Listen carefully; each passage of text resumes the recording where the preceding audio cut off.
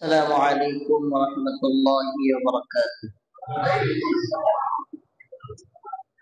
إن الحمد لله نحمده ونستعينه ونستغفره ونؤمن به ونتوكل عليه ونعوذ بالله من شرور أنفسنا ومن سيئات أعمالنا. من يهده الله فلا مضل له ومن يضلل فلا هادي له. ونشهد أن لا إله إلا الله وحده لا شريك له.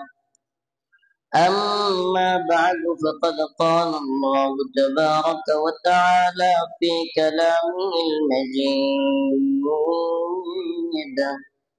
وفرقانه الحميد. أعوذ بالله من الشيطان الرجيم. بسم الله الرحمن الرحيم.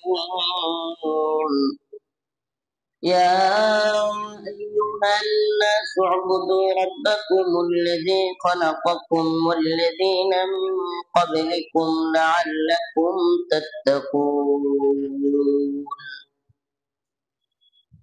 صدق الله مولانا العظيم وصدق رسوله النبي الكريم ونحن على ذلك من الشاهدين والشاكرين والحمد لله رب العالمين.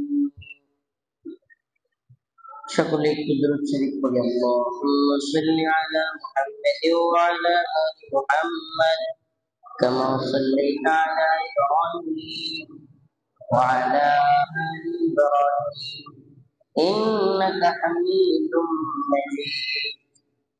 اللهم بارك على محمد وعلى آل محمد كما باركت على إبراهيم وعلى آل إبراهيم إنك حميد مجيد.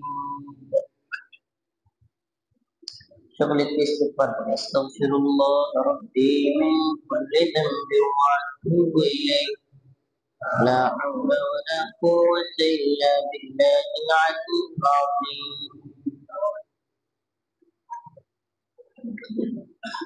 বাগাইছড়ি থানা, মডেল মসজিদ, বান্দরবান জেলা না, রাঙামাটি জেলা বাগাইছড়ি থানা সদরে অবস্থিত আজকের এই মডেল মসজিদের পূর্ববর্তী জুমা শুরু লগ্নে আমরা একত্রে বসতে পেরেছি। কোরআন সুন্নাহ থেকে কিছু কথা শুনবার বলবার তৌফিক আল্লাহ পাক দান করেছেন, সেজন্য অন্তরের অন্তঃস্থল থেকে কালিমাতুশ শুকর আদায় করি। আল্লাহর দরবারে একবার বলি আলহামদুলিল্লাহ। যেহেতু আজকে ইয়াউমুল জুমআ, জুমার দিন খুবই ফজিলতপূর্ণ একটা দিন, তো জুমার কয়েকটা কথা বলে ইনশাআল্লাহ তারপরে আমি অন্য আলোচনায় যাব। আল্লাহ রাব্বুল আলামিন কোরআন কারীমের মধ্যে বলেন, ইয়া আইয়ুহাল্লাযীনা আমানু ইয়াউমুল জুমআ ফাসআউ ইলা যিকরিল্লাহ ওয়া যারুল বাই'।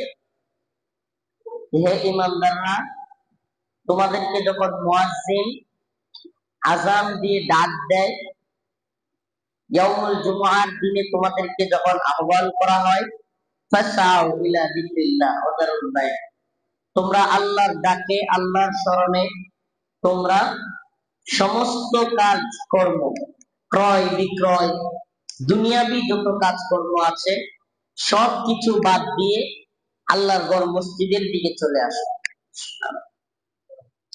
বুখারী এবং মুসলিম শরীফের মধ্যে আছে, কোন ব্যক্তি আজকের এই দিনে অর্থাৎ জুমার দিনে আগে ভাগে গোসল করে পবিত্র হয়ে শরীর পাকসাক হয়ে দ্রুত যদি মসজিদে আসে, প্রবেশ করে, নামাজ আদায় করে, জুমার খুতবা শুনে, আল্লাহ পাক আগামী এক সপ্তাহের গুনাহ তার মাফ করে দেয়।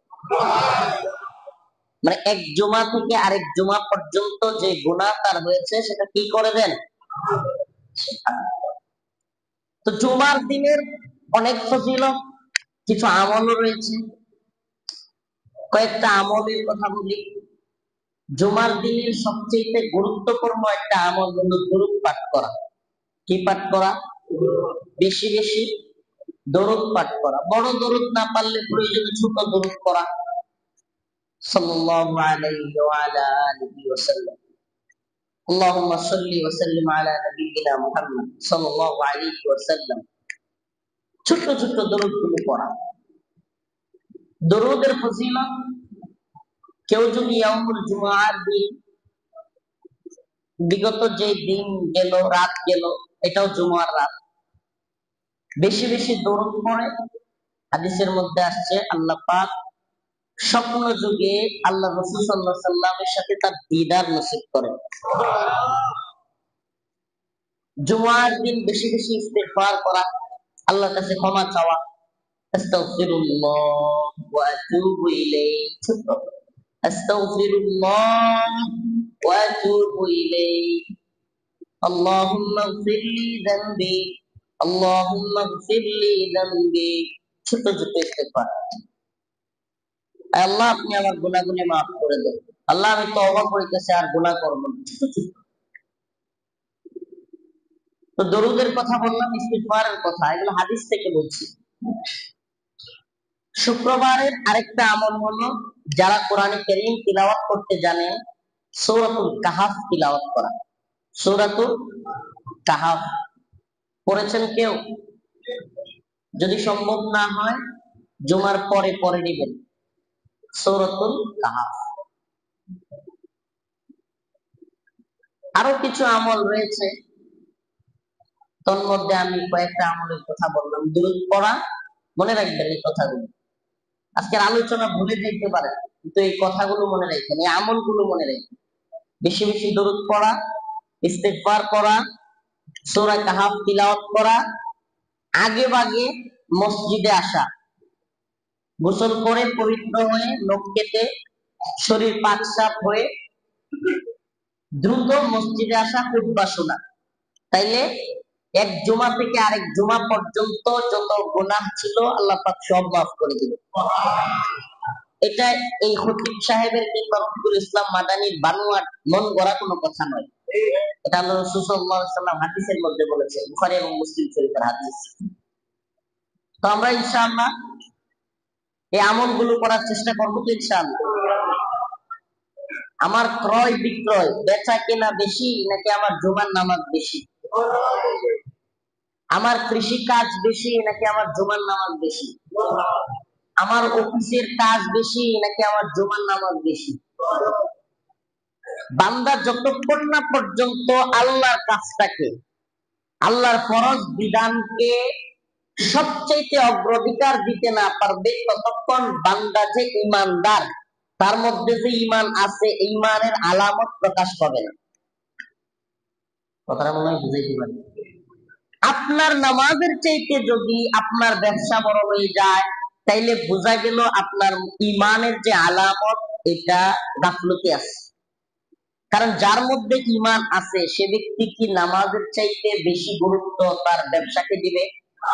সে ব্যক্তি কি আল্লাহর ঘর মসজিদে আসার চাইতে জুমার দিনে কৃষি কাজ করাকে প্রাধান্য দিবে? দোকানের মধ্যে বৈশা বন্ধুর সাথে আড্ডা দেওয়াকে শুক্রবারে জুমার চাইতে প্রাধান্য দিবে? এই কথাগুলো কেন বললাম দেখেন, আপনারা যারা বাগাইছড়ি কিংবা পার্বত্য চট্টগ্রামের মানুষ, আপনাদের উপরে অনেক গুরুত্বপূর্ণ দায়িত্ব আছে। অন্যান্য অঞ্চলের মুসলমানদের মতো আপনাদের বদবাধা হওয়ার সুযোগ নেই। একে তো কোনো মুসলমানেরই দিন থেকে, উম্মার ফিকির থেকে গাফেল হওয়ার সুযোগ নেই। আবারও বলছি কথাটা, কোন মুসলমানেরই দিন থেকে, উম্মার ফিকির থেকে গাফেল হওয়ার কি নেই। হযরতে আদম আলাইহিস সালাম থেকে নিয়ে হযরতে মুহাম্মদুর রাসূলুল্লাহ সাল্লাল্লাহু আলাইহি ওয়াসাল্লাম পর্যন্ত পৃথিবীতে অনেক আম্বিয়া আলাইহিস সালাম এসেছেন। কথা সত্য না মিথ্যা? কিন্তু মুহাম্মদুর রাসূলুল্লাহ সাল্লাল্লাহু আলাইহি ওয়াসাল্লামের পরে পৃথিবীতে আর কোন নবী রাসূল আসবে না। কথা সত্য না মিথ্যা? আল্লাহ রাসূল বলেছেন, আনা খাতামুন নবী লা নাবিয়্যা বাদি, আমি শেষ নবী, আমার পরে আর কোন নবী, নবীর পরে নবী। আল্লাহ রাসূল সাল্লাল্লাহু আলাইহি ওয়াসাল্লামের পরে কোন ব্যক্তি যদি নবী দাবি করে থাকে, তাইলে সে নবী নাকি ভণ্ড? সে কি নবী না ভণ্ড? সে গোলাম আহমদ কাদিয়ানী হোক আর যেই হোক, সে নবী হইতে পারে না। তাইলে আল্লাহর রাসূল যখন চলে গেলেন, আর কোন নবী পৃথিবীতে আসবেন না। তাইলে নবুয়তের যে কাজ, নবীওয়ালা যে কাজ, আমরা যে শ্রেষ্ঠ মাখলুক, নিজেকে বলি আশরাফুল মাখলুকাত, সৃষ্টি জীবের শ্রেষ্ঠ, বলি কি বলি না? আল্লাহ পাক ফেরেশতাকে বানাইছেন, সবাই জানেন, নূর দিয়া। আল্লাহ পাক জিনকে বানাইছেন আগুন দিয়া, জানেন কি জানেন না? আর মানুষকে বানাইছেন কি দিয়া? আচ্ছা বলেন না, কোন বাজারের মধ্যে, আপনাদের এই বাগাইচুরি বাজারের মধ্যে যদি একটা রূপার টুকরা থাকে, রূপার রূপার এরকম একটা বলের মতো এত বড় একটা রূপার বল, খেলাধুলা করেন না ফুটবল, এই ফুটবলের মতো একটা রূপার টুকরা বাজারের রাস্তায় পড়ে আছে, বলেন না এই এলাকার মানুষ এই জিনিসটা নেওয়ার জন্য মারামারি পারাপারি হবে কি হবে না? হবে কি হবে না? আর যদি ওখানে একটা স্বর্ণের টুকরা থাকে, এরকম একটা ফুটবলের মতো বড় স্বর্ণের টুকরা যদি পড়ে থাকে, বাগাইচুরিতে যে বেশি ক্ষমতাশীল সে নিতে চাইবে কি চাইবে না? বলবে বেটা 16 বছর অনেক সমস্যায় ছিলাম, 16 বছর কিছু খাইতে পারি নাই, সর বেটা এটা আমি দিব। বলবে কি বলবে না? কিন্তু একটা যদি মাটির টুকরা ফুটবলের সমান করে থাকে, এটা নিয়ে কেউ পারাপারি করবে? উল্টা পারলে দুটা লাথি দিয়ে সরাই দিবে, দিবে কি দিবে না? প্রিয় ভাইরা আমার, নূর হলো স্বর্ণের মতো, নূরের তৈরি জিনিসটা স্বর্ণের সাথে উপমা দিলাম আমি। আর আগুন দিয়ে যেটার তৈরি জিন, সেটাকে আমি রূপার সাথে তুলনা দিলাম। আর মাটি তো মাটি, মাটি তো ওই যে ফেরেশতা যে নূরের তৈরি, যেটা স্বর্ণের হওয়ার কথা, যার তুলনা স্বর্ণের সাথে, ওই জিন যার তুলনা রূপার সাথে। অথচ ওই নূর কিংবা ওই আগুনের চাইতে আপনার আমার মাটি দ্বারা তৈরি মানুষকে আল্লাহ পাক বেশি সম্মানিত বলে ঘোষণা করলেন। এটার কারণ কি? তাইলে মাটি দিয়ে তৈরি করলেন, অথচ সবচাইতে বেশি সম্মানী হিসেবে পেশ করলেন আশরাফুল মাখলুকাত। আসলে আশরাফুল মাখলুকাত, আমি যদি জিনা করি, আমি যদি ব্যভিচার করি, আমি যদি জুলুম করি, অন্যের হক মেরে নিয়ে আসি, আমি যদি মিথ্যা বলি, আমি যদি মাদক কারবারি হই, ইয়াবা কারবারি হই, আমি যদি অনলাইনে জুয়া খেলি, তাইলেও আমি আশরাফুল মাখলুকাত। আসলে আশরাফুল মাখলুকাত মানুষ কেন? এর একটাই কারণ, নবীওয়ালা কাজ রাসূল সাল্লাল্লাহু আলাইহি সাল্লামরা, আম্বিয়া আলাইহিস সালামরা যে কাজ করেছেন, সেই কাজ যারা করবে তারাই হলো আশরাফুল মাখলুকাত। আল্লাহর নবীরা চলে গেছেন, আর পৃথিবীতে নবীরা আসবে না।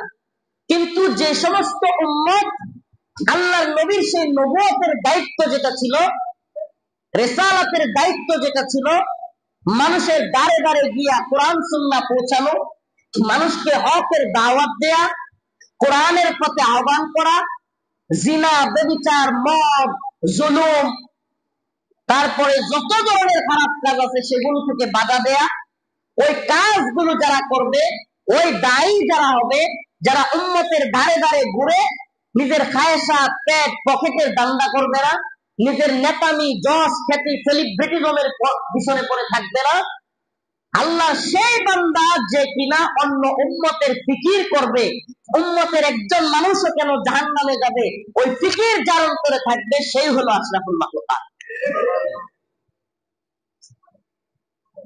আপনি অনলাইনে জুয়া খেলবেন, নিজেকে আশরাফুল মাখলুকাত পরিচয় দিবেন, এটা সঠিক না। আপনি মাদকাসক্ত মদের ব্যবসা করবেন, ইয়াবার ব্যবসা করবেন, সেন্সিটিভের ব্যবসা করবেন, আপনি অন্যের উপর জুলুম করবেন, মসজিদের সাথে আল্লাহর সাথে আপনার কোনো সম্পর্ক নাই, আর আপনি নিজেকে আশরাফুল মাখলুকাত দাবি করবেন, শ্রেষ্ঠ মানুষ দাবি করবেন, এটা হইতে পারে? তাইলে শ্রেষ্ঠ মানুষ কারা? যারা নবীওয়ালা কাজ করে। শ্রেষ্ঠ মানুষ কারা? যে কোনো বিপদে, যে কোনো মুসিবতে উম্মতকে তারা ছেড়ে দেয় না।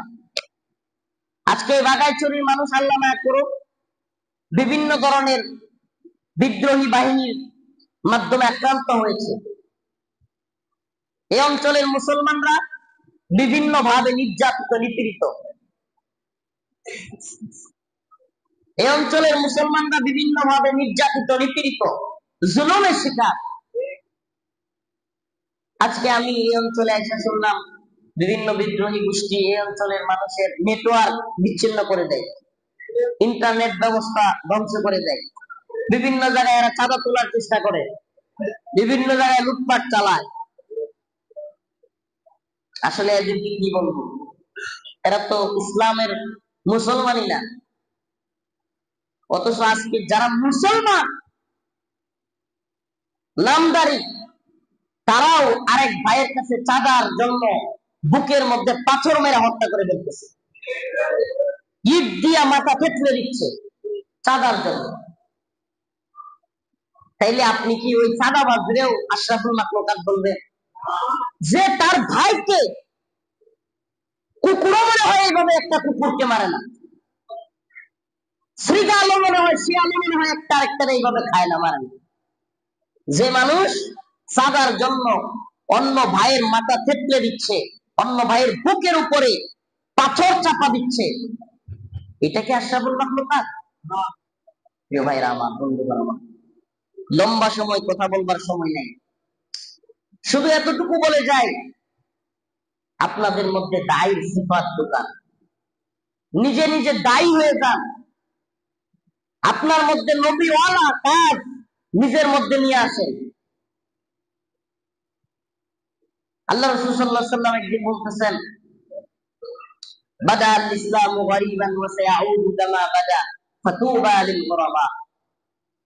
যে ইসলাম ছিল একেবারে অপরিচিত অবস্থায়, ইসলাম একবারে নাজুক পরিস্থিতিতে ছিল, ইসলামের নাম নিলেও মার খাওয়া লাগতো। এখন তো আমি মনে করি বাগাইছড়ি, এই পার্বত্য চট্টগ্রামে এই অবস্থা নাই, মুসলমান নাম নিলেই মার খাইতে হয়। অথচ সেই জামানায় ইসলামের নাম নিলেই মার খাইতো সাহাবায়ে কেরাম, মুসলমান পরিচয় দিলেই কি মার খাইতো। আল্লাহ রাসূল বলেছেন, এমন একটা পরিস্থিতি হবে যে আবারও এরকম পরিস্থিতিতে ইসলাম চলে যাবে, নাজুক পরিস্থিতি তৈরি হবে। আল্লাহ রাসূল বলেন, ফাতুবা লিল গুরাবা, গুরাবাদের জন্য সুসংবাদ। সাহাবায়ে কেরাম বললেন, ইয়া রাসূলুল্লাহ, গুরাবা কারা? আল্লাহ রাসূল সাল্লাল্লাহু আলাইহি ওয়াসাল্লাম বললেন, আল্লাযীনা ইসলিহুন ইযা ফাসাদান নাস। ওই সমস্ত মানুষ হলো গুরাবা, যারা শুধু নিজেরা জাহান্নামের আগুন থেকে বাঁচার চিন্তা করবে না, নিজেরা মুসলিহ হবে না, সংশোধন নিজে নিজে সংশোধন হয়ে যাবে না, বরং তার অন্য মুসলমান মুমিন ভাইদেরকেও সে সংশোধনের চেষ্টা করবে। তো আমরা কি নিজে নিজে খালি সংশোধন হয়ে যাব, নিজে নামাজ পড়ব, নিজে ভালো কাজ করব, নাকি অন্য ভাইদেরকেও নামাজের প্রতি আহ্বান করব? বলেন না, করবো কি করবো না? অন্য ভাইদেরকে নামাজের প্রতি আহ্বান করব, দ্বীনের প্রতি আহ্বান করব। এই দ্বীন বিজয়ের জন্য এসেছে। ওয়াল্লাযী আরসালা রাসূলাহু বিল হুদা ওয়া দীনিল হক লিইয়ুযহিরাহু আলা দ্বীনি কুল্লি। দ্বীন বিজয়ের জন্য এসেছে, নতজানু হয়ে থাকবার জন্য আসে নাই। এই দ্বীন কাফের মুশরিকদেরকে খাজনা দিয়া, ট্যাক্স দিয়া, চাঁদা দিয়া বেঁচে থাকতে আসে নাই। এই দ্বীন পৃথিবীতে এসেছে বিজয়ী হয়ে আসা, বিজয়ী হয়ে থাকবার জন্য। মুসলমানরা শাসন করবে ইনসাফের সাথে, পৃথিবীর বুকে মুসলমানদের মতো, কোরআনের মতো, ইসলামের মতো আর কোন শাসন নাই যে শাসনের সবচেয়ে বেশি ইনসাফ, আদল, ন্যায় প্রতিষ্ঠা হয়। আমাদের রাসূল, আমাদের আল্লাহ, আমাদের কোরআন কারো উপর জুলুম করার শিক্ষা দিয়েছেন? শিক্ষা দেন না। তাইলে শাসনটা যদি মুসলমানের কাছে ন্যস্ত থাকে, শাসনের দায়িত্ব যদি মুসলমানদের উপরে থাকে, তাইলে সেখানে কি জুলুম হওয়ার কোনো চান্স আছে? কিন্তু এখন কেন জুলুম হয়? তাইলে তাইলে জুলুম কেন হয়? চাঁদাবাজি কেন হয়? টেন্ডারবাজি কেন হয়? দুর্নীতি কেন হয়? মুসলমানিত্ব নাই। কেন হয়? নামে ইসলামউদ্দিন, কিন্তু একক নামাজ পড়ে না। নাম কি? ইসলামউদ্দিন, একক নামাজ পড়ে না। নাম দিন মোহাম্মদ, দিনের কিচ্ছু নাই তার মধ্যে। নাম ইমান আলী, বেঈমানের চেয়ে খারাপ কাজ করে। আল্লাহ মাফ করুন, এই সমস্ত নামগুলোকে আমি ছোট করতেছি না, কিন্তু হাকিকত কি? মুসলমানের বাচ্চা মুসলমানের নাম রাখছে, তাকে দেখে অপর একটা কাফের, খ্রিস্টান, বৌদ্ধ, মুসলিম, হিন্দু, সনাতনী যারা আছে তারা শিখবে। তাকে দেখে, সে তো ইসলামের রোল মডেল হওয়ার কথা ছিল, সে মুসলমান, কিন্তু সে রোল মডেল, এমন রোল মডেল হয়েছে যে তারে দেখে অন্য লোক মুসলমান হবে দূরে থাক, ইসলামের প্রতি আরো ঘৃণা জন্ম নেয়। কেন আমার এই হালত ভাই? পার্বত্য চট্টগ্রামের মুসলমান প্রেসিডেন্ট জিয়াউর রহমান অনেক ভালো একটা সিদ্ধান্ত নিয়েছিলেন। অনেক আগে থেকে শুনতেছি, এখানে এসে আরো শুনলাম। পার্বত্য চট্টগ্রামে বাঙালি মুসলমানদেরকে ঢোকানোর যে প্রকল্প উনি নিয়েছিলেন, এটা অনেক ভালো সিদ্ধান্ত ছিল, এটা এখন বোঝা যায়। আপনারা যারা এখানে আছেন, এখানকার বসতি, আমাদের তো এখানকার বসতি হওয়া, জমি কেনার রাস্তা বন্ধই করে দিছে হাসিনা। এই অঞ্চলে জমি কেনাও যাবে না, এই অঞ্চলে বসবাসও করা যাবে না, বাহির থেকে এসে চুক্তি করে ফেলছে। চিন্তা করছিল এই চুক্তির মাধ্যমে যদি নোবেল প্রাইজ পাওয়া যায়, পশ্চিমাদের কি খুশি করে। নোবেল পায় নাই, বিরিয়ানি খাইছে, খায়া পাচ্ছে। তো দেখেন, আপনারা যারা আছেন, আপনাদের কিন্তু অনেক দায়িত্ব, অনেক দায়িত্ব। এখন আপনারা যারা আছেন, শুধু আলেমদের দিকে তাকায় থাকবেন না, আপনি একজন দায়ী হয়ে যান। একটা বৌদ্ধকে পাইছেন, তাকে দাওয়াত দেন, আপনার দিনকে বুঝান। আপনি জানেন না, হুজুরদের কাছ থেকে জানেন কিভাবে দাওয়াত দিতে হয়, অমুসলিমদের দাওয়াতি কার্যকলাপ। আজকে একটা কথা না বললি না, আমরা কিন্তু এই অঞ্চলে আপনাদের এখানে আসছি কোনো ওয়াজ মাহফিলের জন্য না, কোনো প্রোগ্রাম করবার জন্য না। আল্লাহ মাফ করুন। প্রোগ্রাম করলে বিভিন্ন জায়গায় অনেক হাদিয়া দিয়ে নিয়ে যায়, হেলিকপ্টার দিয়ে, বিমান দিয়ে নিয়ে যায়, অনেক টাকা পয়সা দেয়, এরপরে সম্মানিত অভাব নেই। তো আমরা কিন্তু কোনো মাহফিলের জন্য এখানে আসিনি, হাদিয়া তোহফা আরামায়েশের জন্য এখানে আসিনি। অনেক বছর পরে শান্তি পরিবহন নামে এক বাস দিয়ে আসছি ঢাকা থেকে, একেবারে আমাদের ওই আঞ্চলিক বাসের মতো, ময়মনসিংহের আঞ্চলিক বাসের মতো বাস, এটা দিয়ে আসছি ঢাকা থেকে। কোনো এসি টেসি কিছু নাই। কিন্তু আল্লাহ মাফ করো, কথাগুলো কেন বলতেছি? আসছি আপনাদের কাছে এই জন্য যে আপনাদের অন্তরের ভিতরে দায়ী সিফাত ঢুকায় দেওয়ার জন্য। সেই নেত্রকোনা থেকে, ময়মনসিংহ থেকে, ঢাকা থেকে, নোয়াখালী থেকে দায়ী যেন এখানে আসতে না হয়। আপনারা এক একজন দায়ী হয়ে যান, নিজে নামাজ পড়েন, অপর মুসলমান ভাইকে নামাজের দাওয়াত দেন, নিজে ইমানের উপর ইস্তেকামত থাকেন, অন্য ভাইকে ইস্তেকামতের উপরে চলবার জন্য দাওয়াত দেন, নিজে ইসলামে পরিপূর্ণভাবে প্রবেশ করেন, অপর বৌদ্ধ, খ্রিস্টান, মং, চাকমা, বার্মা যত আছে সনাতনী সবাইকে ইসলামের দাওয়াত দেন। এটা আপনার দায়িত্ব, এটা আপনার কর্তব্য। কিভাবে দাওয়াত দিতে হয়, কিভাবে কথা বলতে হয়, সেটা শিখেন। আল্লাহর কোরআনের আয়াত আছে, সুবহানাল্লাহ।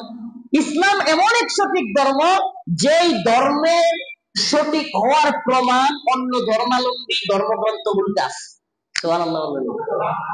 ইসলাম এমন এক ধর্ম, যেই ধর্মের সত্য হওয়ার সাক্ষ্য অন্য ধর্মের ভিতরে আছে। সনাতন ধর্মীদের বেদ আছে, বেদ নাম শুনছেন তো মনে হয়। বেদ হলো চারটা, ঋগ্বেদ, অথর্ববেদ, যজুর্বেদ, সামবেদ। তো এই বেদের মধ্যেই ইসলাম যে সঠিক, এই ব্যাপারে কথা আছে। বললেন সুবহানাল্লাহ, বলেন কি? হ্যাঁ, এই জন্য মুসলমানদের দায়ীরা আলেমরা অপর যে কোনো ধর্মের লোকদের সামনে বসতে কোনো ভয় পায় না। ভাই, আদর্শ যদি সঠিক হয়, কামলার আদর্শ, কাজের লোকের আদর্শ মনি গ্রহণ করতে বাধ্য। আদর্শ যদি সঠিক হয়, কাজের লোকের আদর্শ, গাড়ির ড্রাইভারের আদর্শ মালিক গ্রহণ করতে বাধ্য। আদর্শ যদি সঠিক হয়, তাদের এই বেদের মধ্যে আছে একং ব্রহ্মা দ্বিতীয়ং নাস্তি নেহনা নাস্তি কিঞ্চ। একং ব্রহ্মা, ব্রহ্মা একজন, তাদের ভাষায় আর কি, সাংস্কৃতিক ভাষায়। ব্রহ্মা কয়জন? ব্রহ্মা মানে স্রষ্টা। আল্লাহ কয়জন? কুল হুয়াল্লাহু, দেখছেন? সুবহানাল্লাহ। কোরআন বলতেছে কুল হুয়াল্লাহু আহাদ, আর তাদের গ্রন্থে বলতেছে একং ব্রহ্মা দ্বিতীয়ং নাস্তি, দুইজন নাই, নেহনা নাস্তি, নাই নাই, কিঞ্চন, কিঞ্চিত পরিমাণ, মানে একটুও নাই, মানে একজন ছাড়া আর কোন মালিক নেই। কোরআন বলতেছে কুল হুয়াল্লাহু আল্লাহুস সামাদ,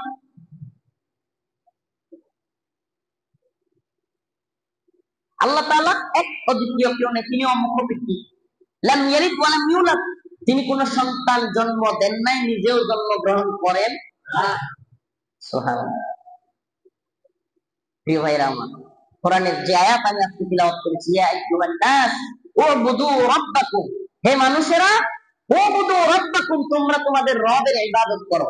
দেখেন, এখানে কিন্তু বলে না ইয়া আইয়ুহাল্লাযীনা আমানু, হে ঈমানদাররা, হে মুসলমানরা। আল্লাহ বলছে ইয়া আইয়ুহান নাস, হে মানুষ, উবুদু রাব্বাকুম, তোমরা তোমাদের রবের ইবাদত করো, প্রভুর ইবাদত করো। তার মানে বৌদ্ধ, খ্রিস্টান, বার্মা, চাকমা, সনাতনী যত লোক আছে সব কার বান্দা? বলেন না, কার বান্দা?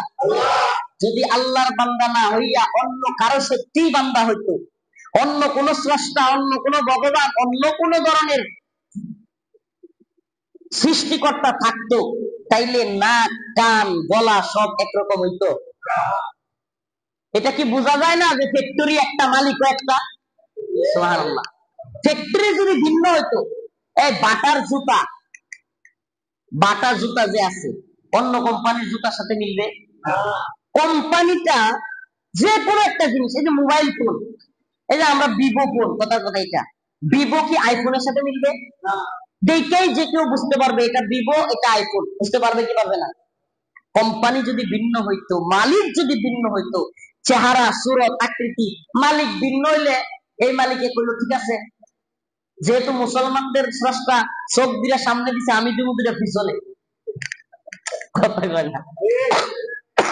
বলতো কি বলতো না? এটা তার অভিরুচি, তার মন যা চাইতো তাই করতো। যে মুসলমানদের স্রষ্টা কান দুইটা দিছে মাথার সাথে, আমি কান দুইটা দিব বাসার লগে। স্রষ্টা ভিন্ন হলে পারতো কি পারতো না? তার মানে বোঝা যায় বৌদ্ধদের, খ্রিস্টানদের, মংদের, চাকমাদের, সনাতনীদের সকলের স্রষ্টা একজন, নাম কি তার? এই রক্ত কাটলে একই রক্ত বাইর হয়। আমরাও যেই কান দিয়া শুনি, ওরাও সেই কান দিয়া শুনে। আমি যে চোখ দিয়া দেখি, ওরাও সেই চোখ দিয়ে দেখে। আমি যে মুখ দিয়া খাই, যে মুখ দিয়ে কথা বলি, তারাও একই রকম কথা বলে। বোঝা গেল প্রোডাক্ট এক, জিনিস এক, মালিকও এক। মালিকও এক। তাদের ধর্মগ্রন্থের মধ্যে আছে একং ব্রহ্মা দ্বিতীয়ং নাস্তি নেহনা নাস্তি কিঞ্চ। আরো একেবারে স্পষ্ট আছে, লা ইলাহা দ্বিপপ ইলহো ইল্লা পরম পদ, জন্ম বৈকুণ্ঠ অপরিণতি তজপ্রিয় নাম মুহাম্মদ। সুবহানাল্লাহ। এগুলো সাংস্কৃতিক ভাষা, তাদের পট উপনিষদের মধ্যে আছে, বেদের মধ্যে আছে, আরো যে সমস্ত গ্রন্থ আছে, এই যেই বাইবেলের অনুসারী তারা দাবি করে, তাওরাত ইনজিল দুইটার সমন্বয় এখন বাইবেল বানাইছে। সত্যিকার অর্থে যদি তারা মুসা আলাইহিস সালাম এবং ঈসা আলাইহিস সালামের অনুসারী হয়ে থাকতো, যেটা তারা স্বীকার করে, এটা যদি মানতো, তাহলে এরা সবাই মুসা আলাইহিস সালাম এবং ঈসা আলাইহিস সালামের কথাই মুসলমান হয়ে যেত। কারণ আল্লাহর রাসূল এই পৃথিবীতে আগমন করার সাথে সাথে অন্য সমস্ত ধর্মগুলো রহিত হয়ে গেছে, বাতিল হয়ে গেছে। একমাত্র ধর্ম মনোনীত মনোনীত গ্রহণযোগ্য শুধুমাত্র একমাত্র ধর্মের নাম হলো ইসলাম। ইন্নাদ-দীনা ইনদাল্লাহিল ইসলাম। আল্লাহ রাব্বুল আলামিন বলেন, আমার কাছে একমাত্র গ্রহণযোগ্য মনোনীত ধর্মের নাম হলো ইসলাম। অন্য এক জায়গায় আল্লাহ বলেন, ওয়া মান ইয়াবতাগি গায়রাল ইসলামি দীনা ফালাই ইউকবালা মিনহু। আমি আল্লাহর কাছে অন্য যে কোনো ধর্ম নিয়ে তুমি আসবা, ফালাই ইউকবালা মিনহু, তা গ্রহণ করা হবে না, কবুল করা হবে না। ইসলাম বাদ দিয়ে যে ধর্ম নিয়ে তুমি আমার কাছে আসবা, সেই ধর্ম কি করা হবে না, গ্রহণ করা হবে, কবুল করা হবে। প্রিয় ভাইরা আমার, বন্ধুগণ আমার, বাগাই চলি। হ্যাঁ হ্যাঁ, জেলার নাম বান্দরবন, রাঙামাটি, বাগাই বাগাই। আপনারা যারা এই অঞ্চলের মুসলমান আছে, প্রিয় ভাইরা আমার, আমি যদি পারতাম, বিশ্বাস করেন অন্তরে এমন বড় তার ব্যথা নিয়ে আসছি আপনাদের কাছে, আল্লাহকে সাক্ষী রেখে বলছি, যদি পারতাম সবগুলো মানুষের পায়ে ধরতাম, আমি পায়ে ধরতাম আপনাদের। বিশ্বাস করেন সব অঞ্চলের মুসলমানদের মতো আপনারা না, আপনাদের অনেক বড় দায়িত্ব আছে। এই পার্বত্য চট্টগ্রামের 3টা জেলা নিয়ে জাতীয় আন্তর্জাতিক অনেক বড় বড় চক্রান্ত চলে। এই অঞ্চলের মুসলমানদের ইমানি জজবা নোয়াখালী নেত্রকোনা ঢাকার মুসলমানদের চাইতে আরো বেশি হইতে হবে। এই অঞ্চলের ভূখণ্ড রক্ষা করবার জন্য, মুসলমানদের এই অঞ্চল রক্ষা করবার জন্য সেনাবাহিনীর পাশাপাশি প্রয়োজন হলে এই অঞ্চলের যুবকদের জিহাদ প্রয়োজন হলে করতে হবে, প্রয়োজন হলে অস্ত্র হাতে তুলে নিতে হবে। কোন বদমাশ কি বললো শুনবার টাইম নেই, দেখবার টাইম নেই। আমরা বলি বৌদ্ধ, খ্রিস্টান, মং, চাকমা, মারমা, সনাতনী যারা আছো সবাই মিলেমিশে আমরা এখানে বসবাস করবো, এতে আমাদের আপত্তি নাই। কিন্তু তোমরা আমাদের উপর জুলুম করবা, মুসলমানদের উপর নির্যাতন করবা, চাঁদাবাজি করবা, আমাদের ইন্টারনেটের লাইন কেটে দিবা, আর তোমরা মনে করবা আমরা চুপ থাকবো, এটা হতে পারে না। আমরা যেমনি ভাবে মাজলুমের পাশে দাঁড়ানোর শিক্ষা পেয়েছি, মাজলুমদের পক্ষে থাকবার শিক্ষা পেয়েছি, সবাইকে নিয়ে বসবাস করবার শিক্ষা পেয়েছি, তেমনি ভাবে যারা জালেম, যারা মানুষের উপর জুলুম করে তাদেরকে প্রতিহত করবার শিক্ষা আমরা পেয়েছি। অতএব এই অঞ্চলের মুসলমানদের দায়িত্ব অনেক বেশি। নাকি যদি জাতীয় আন্তর্জাতিক চক্রান্ত হয়, আল্লাহ না করুক, সেনাবাহিনী তুলে নিতে হবে পার্বত্য চট্টগ্রামের 3 জেলা থেকে, সেনাবাহিনী চলে যাবে, আপনারাও ভয়ে সব ভাগবেন। হ্যাঁ ভাগবেন? হুজুর আপনি তো নেত্রকোনায় থাকবেন, আল্লাহ কসম আমরা সেই লোক নই, ছুটে আসবো আপনাদের জন্য ইনশাআল্লাহ, একসাথে শহীদ হবো ইনশাআল্লাহ। কোন মুসলমানদের 1 ইঞ্চি ভূমি কোন খ্রিস্টান ইহুদির হাতে ছেড়ে দিব না। মুসলমানদের 1 ইঞ্চি ভূমি কোন জাতিসংঘ কিংবা আমেরিকার চক্রান্তের হাতে ছেড়ে দিব না। আগে আছেন তো ইনশাআল্লাহ। আল্লাহ পাক আমাদের সবাইকে দ্বীনের পক্ষে অটল অবিচল থাকবার তৌফিক দান করুন। এজন্য আপনাদেরকে দায়ী হইতে হবে। আবারও বলছি, যদি পারতাম সবগুলো মানুষের একজন করে পায়ে ধরতাম। দায়ী সিফাত নিয়ে আসেন। ইয়াবার ব্যবসা করা যাবে না, মদের ব্যবসায়ী হওয়া যাবে না, চাঁদাবাজকারী একজন মুসলমান হইতে পারে না, চাঁদাবাজি করা মুসলমানদের কাজ হইতে পারে না, অনলাইনে জুয়া খেলা মুসলমানদের কাজ হইতে পারে না। গায়রত কোথায় চলে গেল আমাদের? আজকে আমাদের মা বোনেরা, আমাদের মেয়েরা এই চাকমা, বার্মা কিংবা খ্রিস্টানদের সাথে বিবাহ বন্ধনে আবদ্ধ হচ্ছে, নাউজুবিল্লাহ, চলে যাচ্ছে। আমি এলাকায় এসে শুনে হতভম্ব হয়ে গেলাম। আরে সালাফদের ঘটনা তো বলি, সালফে সালেহিনের ঘটনা, সাহাবায়ে কেরামের যুগের ঘটনা তো বলি।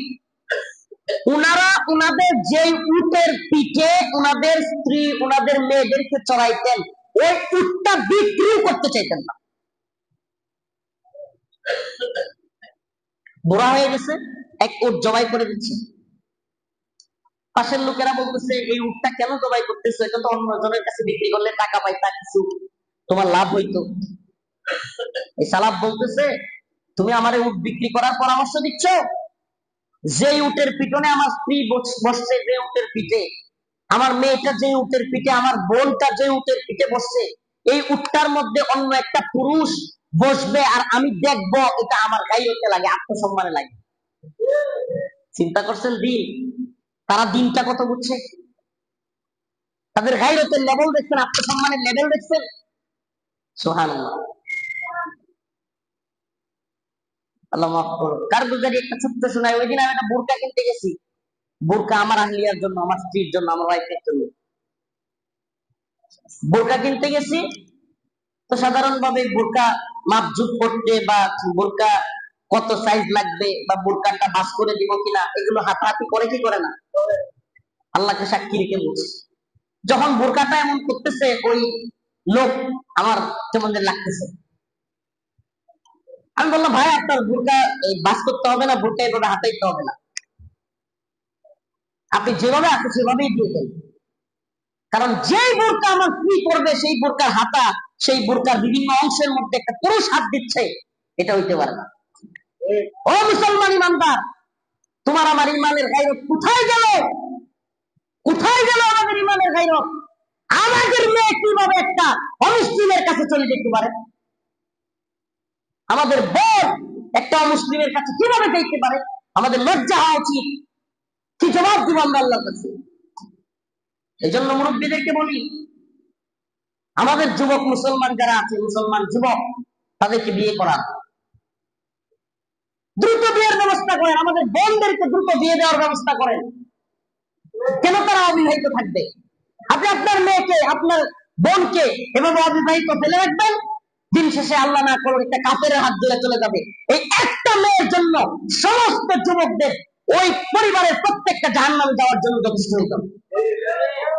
আপনি আপনার বোনের নিরাপত্তা দিতে পারেন না, আপনার বোনের সময় মতো বিয়ের ব্যবস্থা করতে পারেন নাই, পারফেক্ট পাত্রের কাছে, ভালো একটা পাত্রের কাছে উঠে দিতে পারেন নাই।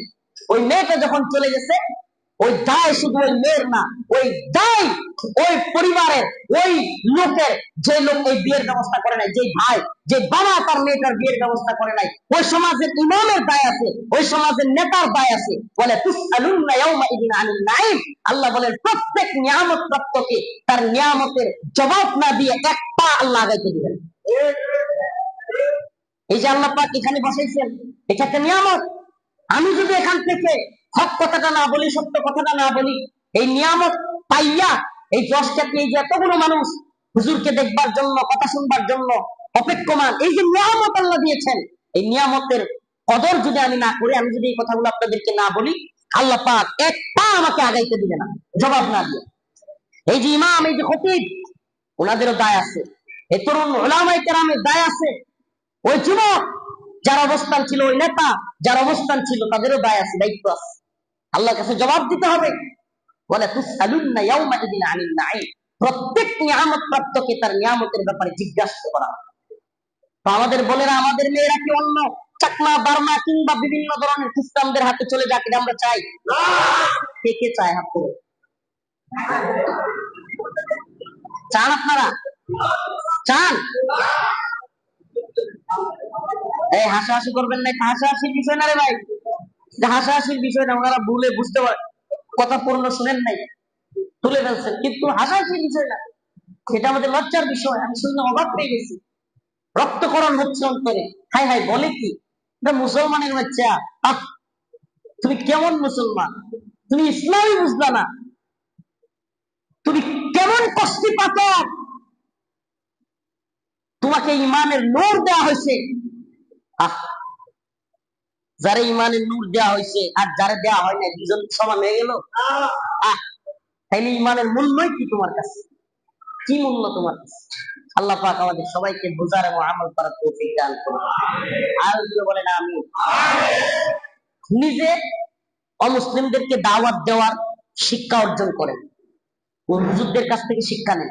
যদি নিজে না পারেন, আপনার প্রতি আমার বিশেষ অনুরোধ থাকবে, এই অঞ্চলে যে সমস্ত দায়রা আছে দাওয়াত দেয়, এদের কাজ সহজ যাতে হয়, দাওয়াত সহজভাবে দিতে পারে, জান দিয়া, মাল দিয়া, সময় দিয়া, টাকা দিয়া, তারে হেল্প করে হইলো এটার ব্যবস্থা করে। পারবেন তো ইনশাআল্লাহ? মুরব্বীদেরকে বলি, পারবেন তো ইনশাআল্লাহ? বিভিন্ন এলাকা থেকে অমুসলিমদের দাওয়াত দেওয়ার জন্য দাওয়াতি সফরে আসে না? তাবলীগের মতো আসে না? তাদেরকে সময় দেন। এদের থ্রেট আছে, আপনি জানেন এদের উপরে থ্রেট আছে, এদের নিরাপত্তার সমস্যা আছে। আল্লাহ মাফ করুন, এদের নিরাপত্তার ব্যবস্থা করেন, এদেরকে সার্বিকভাবে সহযোগিতা করেন, আল্লাহ খুশি হয়ে যাবে। সুবহানাল্লাহ। নাজাতের ব্যবস্থা করে দিবে। বেশি বেশি বেশি বেশি ছাত্রদেরকে, আপনার সন্তানদেরকে মাদ্রাসায় দেন। বিশ্বাস করেন ভাই, এই অঞ্চলে যত বেশি আপনি মাদ্রাসা প্রতিষ্ঠা করতে পারবেন, যত বেশি অঞ্চলে আলেম হাফেজ আলেম বানাইতে পারবেন, তত বেশি এই অঞ্চলের নিরাপত্তার জন্য লাভ।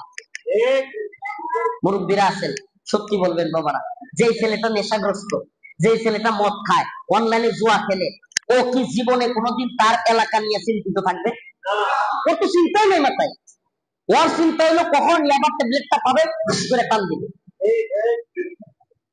যে অনলাইনে জুয়া খেলে, ওর টেনশন হলো কখন নেট পাবে আর জুয়া খেলবে। যে মহিলার পিছনে ছুটে, ওর চিন্তা হলো ওই মেয়ের পিছনে কখন ছুটতে পারবে, মেয়েকে কখন একটা গিফট করতে পারবে, মেয়ের নিয়ে আল্লাহ না করে কোনো হোটেলে যেতে পারবে। এই তো দান্দা থাকবে। তাইলে এই দান্দা মুক্ত যদি আপনি সমাজ গড়তে চান, চিন্তাশীল যুবক প্রজন্ম, তরুণ প্রজন্ম তৈরি করতে চান, যে যুবক কিভাবে তার অঞ্চল মুসলমানদের হাতে থাকবে সে চিন্তা করবে, তাইলে আলেম বানাইতে হবে, তাকে আলেম বানাইতে হবে, দায়ী বানাইতে হবে। গদবাদা আলেম না বানান, দায়ী বানান, দায়ী। দাওয়ার লাইনে পড়াশোনা করান। অমুসলিমদের কিভাবে দাওয়াত দিতে হবে। আপনি জয়টা মানুষ চাকমা থেকে মুসলমান বানালেন, আপনি জয়টা মানুষ সনাতন ধর্মী থেকে আপনি মুসলমান বানালেন, আপনি জয়টা মানুষ খ্রিস্টান থেকে মুসলমান বানাইলেন। এই যে আপনি জয়টা মানুষ বানাইলেন, বলেন তারা ইসলামের ভিতরে আসলে এই এলাকার শান্তি নিরাপত্তার জন্য সেটা ভালো হবে কি হবে না? ওই লোকগুলো জান্নাতে যাবে কি যাবে না? আপনি দাওয়াত দিয়ে তাদেরকে যে জান্নাতে নিলেন, এই জন্য আল্লাহর কাছে আপনার বদলা আছে না নাই? এই চেষ্টা করবো তো ইনশাআল্লাহ। আমরা দায়ীদেরকে সহযোগিতা করা, নিজের সন্তানকে দায়ী বানানো, মাদ্রাসায় পড়ানো। আমি এই যে আজকের এই মসজিদে দেখতেছি ছাত্র খুবই অল্প, মাদ্রাসার ছাত্র তালেবুল ইলম আমার নজরে খুবই কম পড়তেছি। আরেকবার যদি আসি, ইনশাআল্লাহ আসবো, কথা দিলাম রেগুলার এই অঞ্চলে আসার চেষ্টা করবো। পার্বত্য চট্টগ্রাম নিয়ে ভয়াবহ ষড়যন্ত্র হচ্ছে, আমরাও যদি মুখ ফিরে নেই, এটাই এই জালেমরা চায়। জাতিসংঘের তথাকথিত মানবাধিকার কমিশন দিয়ে দিয়েছে। এই তথাকথিত মানবাধিকার কমিশন যে সমস্ত রাষ্ট্রে আছে, এই ঘোড়ার ডিমের কমিশন কোনো ভালো কাজ করে না। এদের চিন্তা হলো কিভাবে খ্রিস্টান মিশনারি চালু করা যাবে, পূর্ব তিমুরের মতো। সুদান থেকে যেমন ভাবে পূর্ব তিমুরকে আলাদা করেছে, বাংলাদেশ থেকেও পার্বত্য চট্টগ্রামকে আলাদা করার চক্রান্ত এই জাতিসংঘ মিশন করে। অতএব এদের থেকে আমাদেরকে সাবধান থাকতে হবে। আমার ভাইদেরকে বলি, টাকা পয়সাওয়ালা বাবাদেরকে বলি, স্কুলও বানান, প্রয়োজনে মাদ্রাসার সাথে সাথে স্কুলও বানান, যেখানে কোরআন শিক্ষা হবে, জেনারেল লাইনে পড়াশোনা হবে, স্কুল বানান। কিন্তু বাবা, আপনার আমাদের ভাইদেরকে, আমাদের সন্তানদেরকে আপনারা খ্রিস্টানদের স্কুলে ভর্তি করেন। ওই স্কুলে ভর্তি করাবেন, আমার ভাইকে আমার বোনটাকে খাবার দিবে, ওই খাবার আল্লাহর জন্য কুরবানি করে না, ওই খাবার আল্লাহর প্রতি উৎসর্গ করে না। তারা তাদের দোয়া কইরা, তাদের প্রভুর নামে, তাদের ভগবানের নামে উৎসর্গ করে আপনার সন্তানকে খাবার খাইতে দেয়। ওই স্কুলে আপনি পাঠাবেন, ওই স্কুলে পাঠাবেন, আপনার সন্তান হয়ে যাবে খ্রিস্টান। যদিও দেখতে মুসলমান, কিন্তু অন্তরের মধ্যে এরা লালন করবে খ্রিস্টানদের মতো, পশ্চিমাদের মতো কালচার। আমার আপনার ভাইদেরকে এটা হইতে দিবেন আপনারা? বাবা, আপনাদের কাছে কেন আসলাম? এই পরিচিতির কি মূল্য? রফিকুল ইসলাম মাদানির সেলিব্রিটিজম, এই পরিচিতি, এই যশ খ্যাতির ন্যূনতম মূল্য আল্লাহ মাফ করুন, ধ্বংস হোক, যদি এই দিনের কোনো ফায়দা না হয়। ভাই হাত ধরে বলে যাই, আপনার সন্তানটাকে মাদ্রাসায় পাঠান, আপনার ছেলেটাকে, আপনার মেয়েটাকে মাদ্রাসায় দেন। মাদ্রাসায় যদি নাও দিতে পারেন, এলাকার বৃত্তশীলদেরকে, দরাত্মবানদেরকে বলে যায়, স্কুল বানান, এমন স্কুল যেখানে কোরআনের শিক্ষা দেওয়া হয়। সমস্যা কি? জেনারেল লাইনে পড়বে, কিন্তু কি দেওয়া হবে? কোরআন শিক্ষা। একজন আলেম রাখে, কোরআন শিক্ষা দেওয়া হোক, তারপরে সে জেনারেল লাইনে পড়ুক। আমরা বলি না সে কি বলে, আমাদের কোনো বাধা নাই, সে একটা ইঞ্জিনিয়ার হোক, ডাক্তার হোক, বড় চাকরিজীবী হোক, আমাদের কোনো সমস্যা নাই। কিন্তু ওই চাকরিজীবী যেন পশ্চিমা দলের সমকামী না হয়। আমাদের অঞ্চলে যেন মানবাধিকারের নামে সমকামিতা চালু করতে না চায়। এই তথাকথিত মুসলমানের বাচ্চা আছে না নাই, নামদারি, সমকামিতা প্রমোট করতে চায়, এলজিবিটি কিউ প্রমোট করতে চায়, মানুষকে খ্রিস্টানিটির দিকে দাওয়াত দেয়। আল্লাহ পাক আমাদেরকে এই সমস্ত বিষয়গুলো থেকে হেফাজত করে, বলেন আমিন। আল্লাহ পাক আমাকে সবাইকে এই কথাগুলোর উপর আমল করার তৌফিক দান করুন। আল্লাহ এই রাঙামাটি জেলার বাগাইতলী এই অঞ্চলের মানুষকে আল্লাহ আপনি দ্বীনের দায়ী হিসেবে কবুল করো। আল্লাহ এই অঞ্চলের মানুষকে দ্বীনের পরিপূর্ণ ঈমানের পথে অটল অবিচল থাকবার তৌফিক দান করো। সর্বোপরি দোয়া করি, একজন আরেকজনের জন্য দায়ী হয়ে যান, একজন আরেকজনকে দ্বীনের পথে আহ্বান করেন। সুবহানাল্লাহি ওয়া বিহামদিহি।